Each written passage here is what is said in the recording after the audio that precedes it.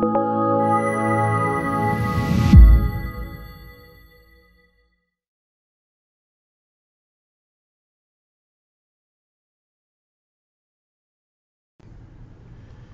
I'm Jacob Hornberger, president of the Future of Freedom Foundation, and this is this week's issue of the Libertarian Angle, the show, as you all know, that brings you the principal case with respect to libertarianism in the context of what's going on in the world.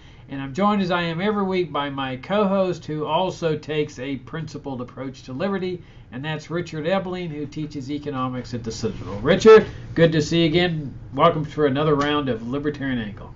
Great to see you and our viewers and listeners. Yeah, if y'all want to know more about FFF, if you're new to the foundation and you're watching this particular show for the first time, you come and visit us at fff.org, where we have 30 years of the uncompromising case for libertarianism.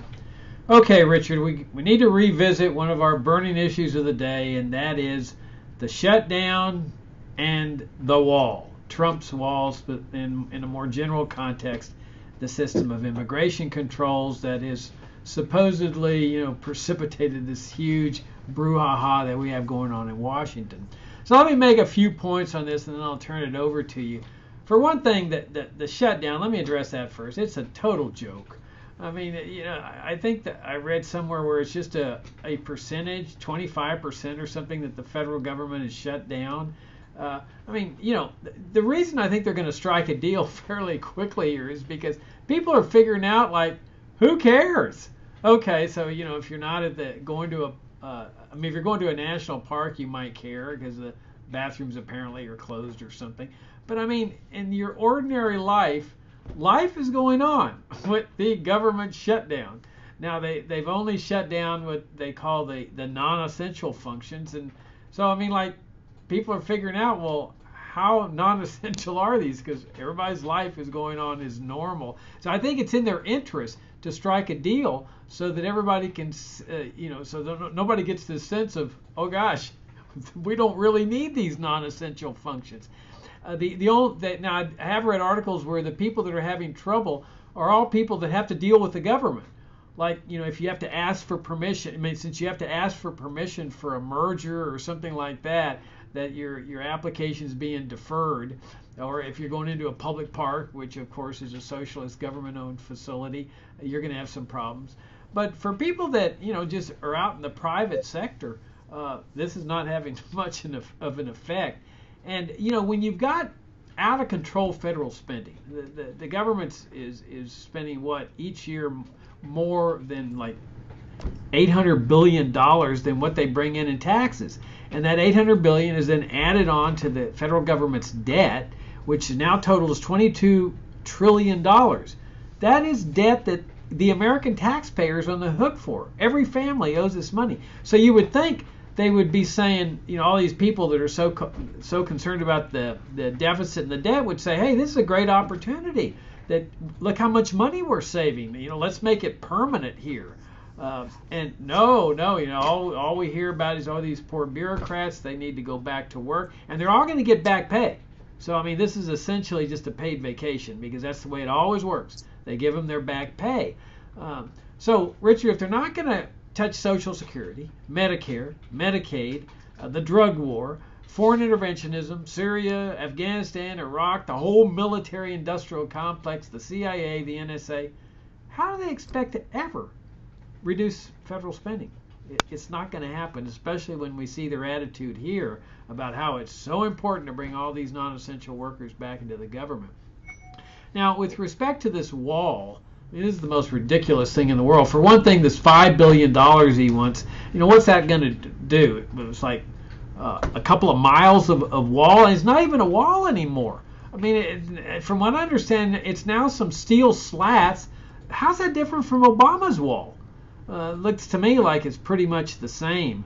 But all this talk of the wall, it reminds me of the Berlin Wall, and I wonder sometimes that if Trump had been president instead of Ronald Reagan, back during the Cold War, that Trump would have gone over to Berlin and said, Mr. Gorbachev, remove this wall and transport it to the southern border of the United States. instead of what Reagan said, tear down this wall. But Richard, I've seen this immigration crisis all my life. I grew up on the border, as you know. I've seen it. I mean, there's a reason why this crisis exists and why it never goes away, and why it will not go away even if Trump got his 5 miles of wall with his $5 billion or so. And that is that it is the system itself of immigration controls that causes the crisis.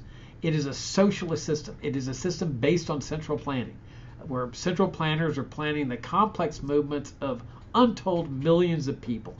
It just doesn't work. Central planning produces crises, or as Ludwig von Mises said, it produces planned chaos. You couldn't find a better example of this. Well, maybe with the drug war you could, but here you have planned chaos, and you've had it for decades. And every time they enact a reform, that's going to be the one that's going to resolve the crisis. And when I was growing up on the border, we hired illegal immigrants because it wasn't illegal to hire them. They're the hardest working people I've ever seen on our farm where I grew up. And then somebody came up with the bright idea back then, I don't know, it was the 70s or 80s, that to resolve the immigration crisis, we just need to make it illegal to hire illegal immigrants. You see, if they don't have jobs, well, then they won't come anymore. And everybody said, this is the cure for the whole thing. This will resolve this will be the final reform, like comprehensive immigration reform. So they make it a felon for people like us, farmers and ranchers and businessmen, to hire illegal immigrants. And the idea was nobody's going to risk a felony conviction. Well, it wasn't long before the crisis continues. It didn't work. Illegal immigrants started getting fake documents, started finding jobs, and so things went on as normal with illegal immigrants continuing to flood into America to get a job, to improve their lives, and everybody got all excited, the interventionists of, crisis, crisis, crisis. And so each intervention is supposed to resolve the crisis, and that wall that Obama did, or fence, whatever you want to put on it, that was supposed to resolve the crisis. And now Trump's saying, well, no, we need my wall, which is really no different now with these steel slats than Obama's wall. The whole thing is just ludicrous. There is just one solution to this crisis, and that's to eliminate the socialism, which is the immigration controls. You eliminate the socialism. The only thing that works is freedom and free markets. Nothing else works. The socialist system of immigration controls, no matter what they do, no matter what wall they produce, no matter what reform they enact, is not going to work. You're going to still have this crisis. It's like beating your head up against this wall and then asking why you still have a headache. And you say, well, maybe you have a headache because you're beating yourself up against Trump's wall. Oh, no, that has nothing to do with it, nothing to do with it. We just need to have more enforcement, more police state actions. And the crisis never was resolved.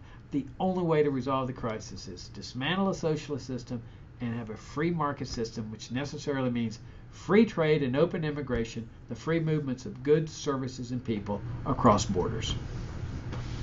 What do you think? Well, let me just sort of highlight or emphasize or complement some of your comments. To begin with, the shutdown is, in fact, merely smoke and mirrors and political showmanship. As you mentioned, most of the government departments, federal government departments, had their budgets approved before the holidays, when the Republicans controlled both houses, for the current fiscal year. For the federal government, the fiscal year runs from October 1 until September 30th. So for the vast majority of the government departments, their budgets have been approved, the money has been allocated, and will be running into the autumn. You have a handful of departments, Department of Labor, Commerce, Health and Human Resources, and so on, that did not get approved. And there are these departments and some regulatory agencies, the SEC, the IRS, for instance.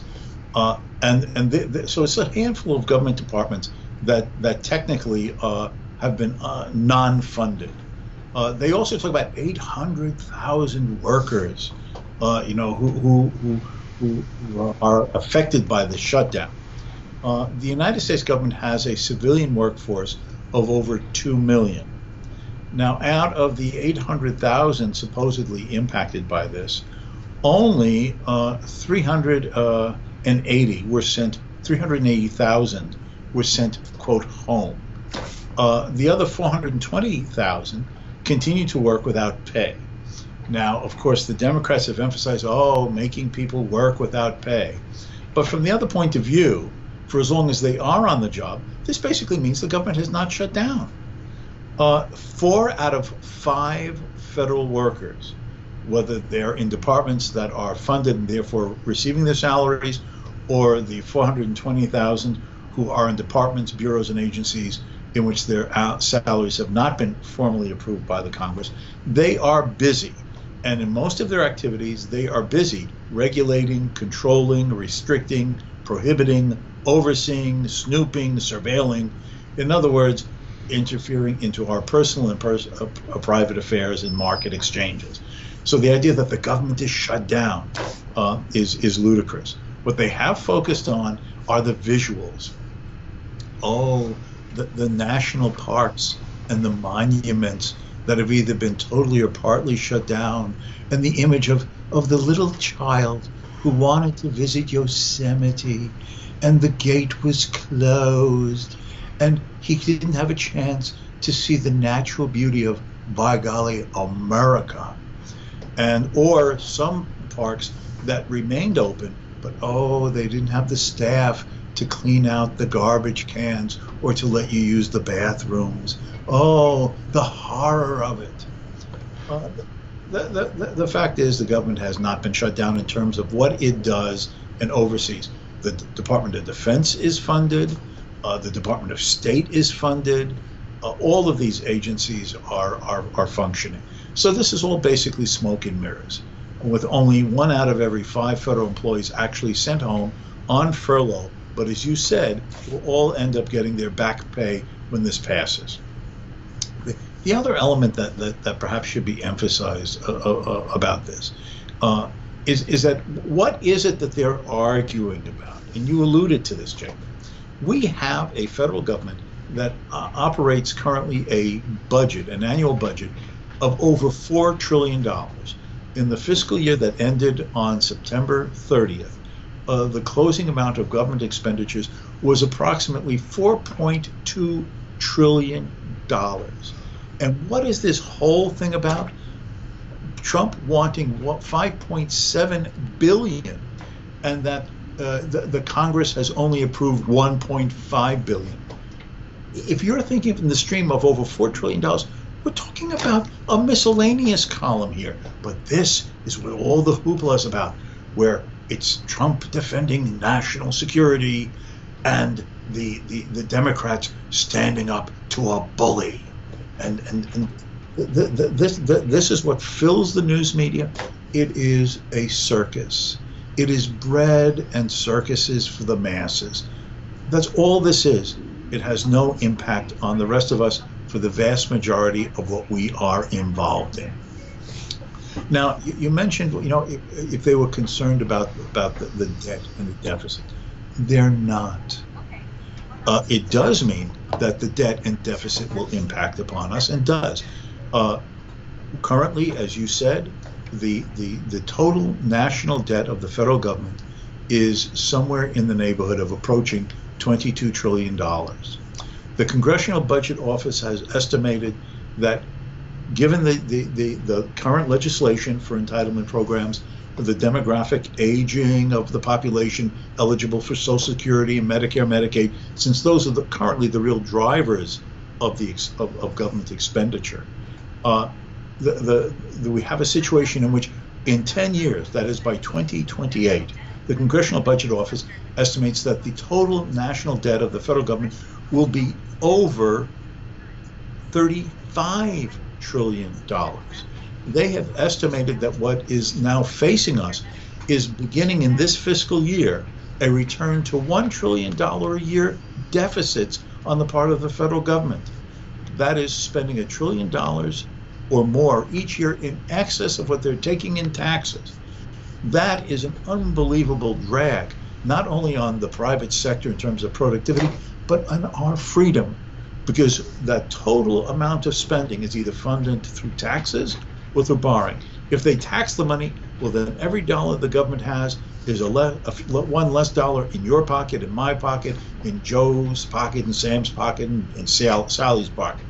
Or if they borrow the money, that is $1 less in the financial markets from somebody's savings that could have been borrowed by a private investor for new plant and equipment, research and development, or to enable someone more effectively and easily to buy a car or have a mortgage on their home. It siphons off the wealth of the private sector, which means we, the ordinary citizens and producers of that wealth. It siphons it off from us and transfers it to the hands of the government, where the politicians decide how it's going to be spent to pander to what coalitions of special interest groups that will guarantee them campaign contributions and votes on election day. It is a sham. It has nothing to do with reality. And finally, just to sort of parallel the themes that you were making, Jacob, the wall. This is absurd. You know, you made the comparison with the Berlin Wall. Let's remember the difference between the Berlin Wall and Trump's wall, which the Trump supporters constantly want to make. The Berlin Wall was built to keep people in. It was like the wall around a prison.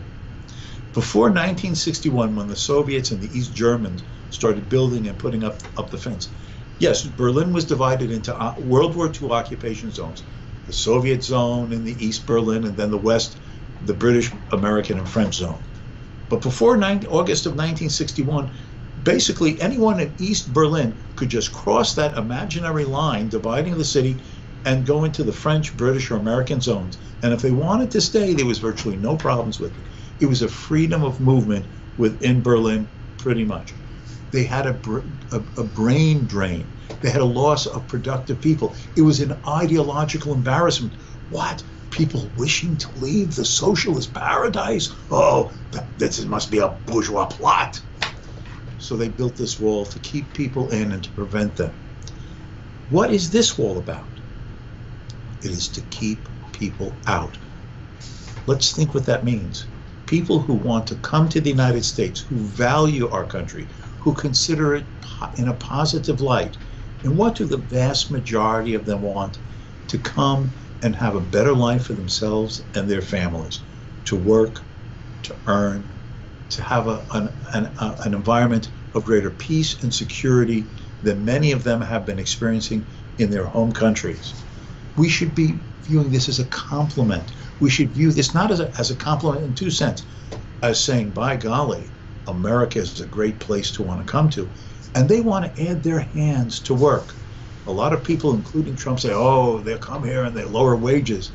In the long run, more hands mean more work, an intensification of the division of labor, the ability to do things and produce things that were beyond our ability precisely because of the scarcity of an important resource, mental and physical human labor. We benefit from it. That is what made America originally great, with waves of immigrants who came here, leaving the old countries and making new homes in those. We are the beneficiaries of those earlier waves of immigration, where their great-grandchildren, their great-great-great-granddaughters, we benefited from them coming here and having the liberty to come here. First, we have a better life than, in many cases, if we had been stuck in what was our ancestors' old country. And we've all benefited with the legacy of the work and industry and contribution that our ancestors gave to the building of this country, which has helped us stand on their shoulders to have a higher and better standard of living. The lack of appreciation of this is an embarrassment both to the history of the country and to the politics of the day. And I'm just going to be even more hard-hitting about this, Jacob. Now, I'm sure that among our listeners and viewers are well-meaning and well-intentioned conservatives and Republicans who may be sympathetic, like to understand the more classical liberal libertarian message. And I say that to our conservative and Republican cousins who are choosing to support Trump on this, think of the views that you yourself have had for many, many years. Have you not been the supporters of free trade? Have you not been the critics of the progressives and the Democrats who wanted to restrict, restrain, control, regulate, prohibit? Weren't you always among those of us who were arguing that free markets, free enterprise, and the spirit of the free individual who wants to make a go of it is what is both right morally and what has made America great? If you're one of those people who have shared those values and beliefs with us, then how can you support a president of the United States who wants to put up walls, restrict people's movements, limit the chance of markets to work, to tell businessmen where they should invest and who they should employ? Those are the policies of the advocates of collectivism and socialism that we, on our side of the fence, have opposed for years, for decades. You have been allowed yourself to be sucked into the politics of the day and forget some of your own philosophic, ideological, and policy moorings. Rediscover them, because this will only set the stage for worse things to come, both from Trump himself and then if and when the progressive Democrats reassert themselves and control both the Senate and the White House as well as the House. This is helping to do their policy and ideological dirty work, because it's accepting the premises from which their collectivism starts. Rediscover liberty, the freedom of the individual, and the peacefulness of free trade, free investment, and free movement of human beings. Yeah, you've raised a lot of good points. And your point that immigrants contribute to the economic prosperity of a nation is so important, because you hear this notion that the immigrants are going to be coming in and dragging down our society, that America is going to be this third world country like the countries they came from. And it's actually the exact opposite. I mean, if you look at the 19th century, when Americans believed in open immigration because they believed in liberty and they believed in free markets, with the big exception of slavery and some minor exceptions, but yeah, open immigration for over 100 years. And this was a major factor in the tremendous soaring of prosperity and standards of living in the 19th century. Now, there were other factors that are totally contrary to what Americans today believe. There was no income tax, no IRS, no Federal Reserve, no paper money. They had gold and silver coins as a solid monetary base. They had no drug war. And so yeah, there's other factors that go into prosperity and higher standards of living, and those were them. But clearly, open immigration, people bringing in a force of vitality and energy that just caused American society to just boom. And it was repeated in Argentina, which, as you know, Richard, copied many of the policies, the founding economic policies of the United States, and they were soaring too. Buenos Aires was like the second most prosperous city on the eastern seaboard, second only to New York City at the latter part of the 1800s. And of course, then everything changed when Perón came in and adopted Franklin Roosevelt's policies, which were the exact opposite of the founding economic policies of the United States. On the Berlin Wall thing, your analogy is very interesting, because, you know, let's look at it the other way. You know, here you had East German guards prepared to shoot people that were going from East Berlin into West Berlin. Let's turn it around and say that the West Germans said, we don't want any of those people over here. We already have enough people in West Germany. You East Germans just stay over on your side. And then they put guards there to shoot them as they were crossing the fence. So let's say that the East Germany said, hey, you guys can leave if you want to, no problem. But it was the West Germans. Would it really be any different? I mean, that's essentially what Trump wants. He wants the forces over on this side of the wall. I don't see the difference. And certainly from the standpoint of the person who's getting shot as he's trying to cross this artificial line, what does he care whether the bullet hits him in the back or the front? It seems to me that the end is the same. And there's also something else to consider, that when you build a wall like this, not only does it keep people out, or supposedly keep people out, it also ostensibly keeps people in. as they were doing with East Germany and East Berlin. Now we see this happening in America, where American businesses say, well, we've had enough of Trump's trade wars and his ridiculous economic policies. We're moving out of the United States. We're moving our operations to Mexico, lower labor costs and so forth. And Trump goes after them with a vengeance and says, I will come after you. I will target you if you do this, because you're not a patriot. Yes. Well, it's easy to imagine things getting pretty bad in this country. I mean, we already live under a regime that can assassinate Americans, torture Americans, put Americans into military dungeons, got this perpetual war on terrorism because of foreign interventionism abroad.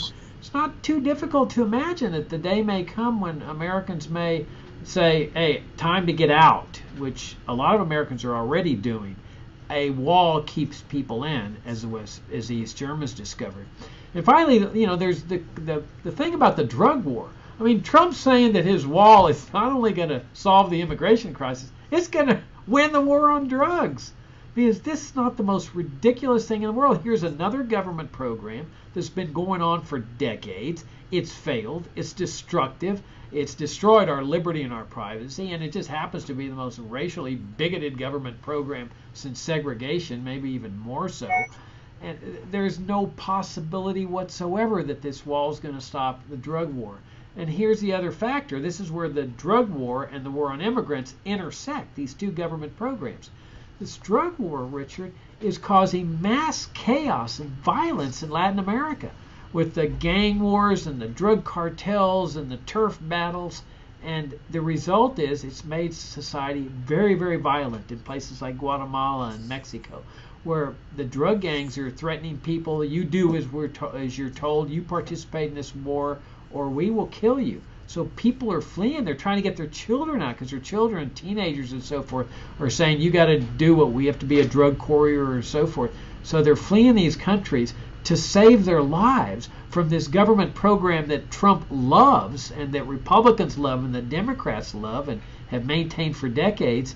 And then when they get here and say, hey, look, please let us in. No, you have to go back to certain death, because that's just your lot in life. Well, will you at least stop the drug war so that we can get the violence reduced? No, that drug war is necessary to the vitality of American bureaucrats and federal judges and federal prosecutors and DEA officials and law enforcement officials who have come to become dependent on the drug war largesse. When you factor all this in, and one more thing, the foreign interventionism, the coups, the support of the right-wing regimes that are killing people, the assassination squads, the death squads, all this contributes to people fleeing for their lives, only to be told, tough luck, go back to where you came from, and if you have to die because of U.S. foreign policies, that's just the way life is sometimes. I think the other thing is that let's suppose that Trump were to succeed in having this wall or barrier put into effect from the Gulf of Mexico all the way to the Pacific Ocean. That is the entire approximately 2,000 miles of border between the United States and Mexico. Would that stop the drug cartels? No. It's like a beanbag. You push it in one place, it pops out in another. The United States has more border than just the Rio Grande and some desert in the Southwest. The fact is we have long ocean and sea coastlines. All that would happen is the cartels would find innovative ways to bring drugs across the Gulf of Mexico, landing on the Texas coast, the Louisiana coast, shipping up along the west coast of Mexico, landing on parts of the California coast. There's also a new technology. It's called drones. And if the drones fly low enough, it's very difficult for radar to pick them up. Just like if a plane flies below a certain point, regular radar doesn't pick them up. You will see the development of drones having the ability to fly low but at relatively high speeds, carrying narcotics across the border and landing somewhere on the American side. The markets generate profit opportunities. And profit opportunities generate incentives for businessmen to develop their entrepreneurial creativity to solve problems. A black market is just a market that has been driven underground by being declared illegal by the political authority. All you do is have these drug cartel businessmen develop their entrepreneurial acumen to devise ways to get over, around, under, or through a wall. It will not change it. They'll just devise different routes. Even coming across in ways in Canada instead of Mexico. Are you then going to build a wall across the entire length of the U.S.-Canadian border, which has been a hallmark of supposedly our friendly hand across the border, and no major barriers between our two countries on our northern border? Is that going to change now? You could imagine that will then become the new thing with some Trump, or maybe Trump himself. We need a wall on the Canadian border. And then what are you going to have? Walls along our two ocean fronts as well? Just seal in America and symbolize its separation from not just the world, but a sense of freedom for the people themselves. Yeah, and then on top of that is all the police state action. You know, the checkpoints on the highways, the roving border patrol checkpoints where they just stop people arbitrarily and search their cars, the checkpoints at the airports for people that have never even traveled into a foreign country, the warrantless searches of ranches and farms 100 miles from the border, the bordering of Greyhound buses to see who has their papers with them. And your point about the drug wars is just right on. In fact, I've read where they estimate that most of the illegal drugs are coming in at the crossing points, at the official crossing points, because there's so much traffic that they can't stop every vehicle. And then there's the bribery that goes on with customs officials and border agents that says, hey, look, we'll give you 50 grand or whatever, just don't look at this particular vehicle, because they can't search every vehicle, Richard. And one of the humorous parts of this, I saw this growing up. When I was in Laredo growing up, they only had one international bridge, and they would stop, let's say, one out of every 5 cars to search them. So they said, the solution to this is to bring in more agents. So this will, because there was huge lines at the bridge, huge lines. So they bring in more agents, but the line stayed the same, because then they just started searching 1 out of every 3 cars. So let me, in the waning moments here, let me make a final comment on the emergency decree that I think this talk is really setting the basis that Trump delivered the other night for his emergency dictatorial actions. And that's what this is. And when he says, I'm going to declare an emergency and I'm going to have the military build this wall, even if Congress hasn't approved it or appropriated it, that's classic dictatorial conduct. I mean, that's dictatorship, where you don't need to worry about a legislative branch of government. You just dictate. You issue your decrees. And this is enabling act, Hitler stuff, where Hitler needed emergency powers. The German parliament gave him emergency powers. And here Trump is relying on previous grants of emergency power by Congress, which is an absolute shameful and despicable thing for Congress to do. I mean, they've essentially said, whenever you think there's an emergency, you've now got these powers, enabling him to do these things. Well, this is classic dictatorial conduct, and it's important to note that the framers of the Constitution and our American ancestors who demanded the enactment of the Bill of Rights made sure that there was no emergency exception to anything in the Bill of Rights or the Constitution, because they understood that emergencies are when freedom is most at risk. That's the last time you want to have a president exercise emergency powers, because that's when you have the greatest danger of losing your freedom, is during a so-called emergency. But that's where this thing's heading, Richard. I think that they're really at an impasse here. The Democrats know that they've got Trump right where they want him. And with this government shutdown, everybody's blaming it on Trump, and they're not going to give him his wall, letting him stew in his own juices. And Trump can't afford to give in, because all his supporters will think that, he was weak and gave up. So it seems to me the most likely outcome is that this man's going to declare himself an immigration dictator and move in that direction.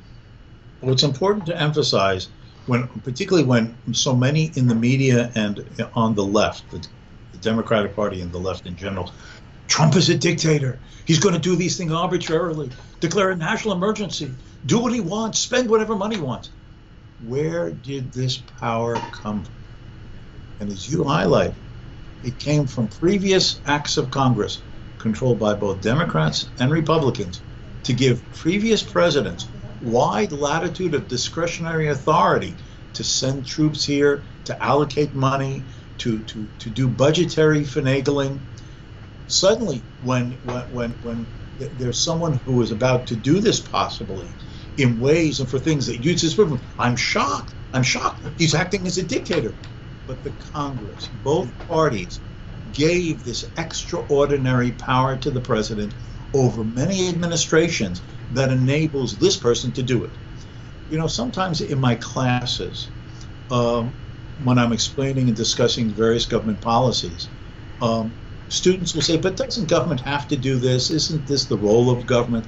And I say, escape from the abstract. And remember that it is always specific individuals who either have usurped power or been elected to power. And you can't control how an election is going to turn out the next time. It may be your guy in power today, but what about the next election? And I say, just think about all these controls, regulations, or in this case, discretionary emergency authorities. Just ask yourself the following question. Would you want the politician who you trust the least and hate the most to have these powers to do these types of things? That makes you think twice before you give that power to anybody. And now the chickens have come home to roost. For all of those lefties, oh, we have to have a living document. We can't be constrained by the original powers and limited responsibilities of the government. We have to have a centralized president who can do things and not be hamstrung. Well, now you don't have a president that's hamstrung, and now see what it creates. As the phrase goes, be careful of what you wish for. Now you're going to get it. Yeah, and it would have been the same thing if Hillary Clinton had been elected president. That there you would have, she would be vested with these omnipotent dictatorial type powers, and the Republicans would be, lamenting and crying and wailing and so forth. You hit the nail on the head, Richard. The only real solution is to limit the power of whoever is in office. And when you have a limited government, truly, genuinely limited government, then you've got the unleashing of the private sector, which is really the base for freedom and prosperity. Yes. On that note, Richard, we wrap things up. Enjoyed the conversation as always, and I look forward to talking to you next week. Until next time, and let me just thank our viewers and listeners for sharing a little bit of their time with us. Yeah, thanks for tuning in. Come and see us at fff.org, and we'll see you all next week. Thank you for tuning in.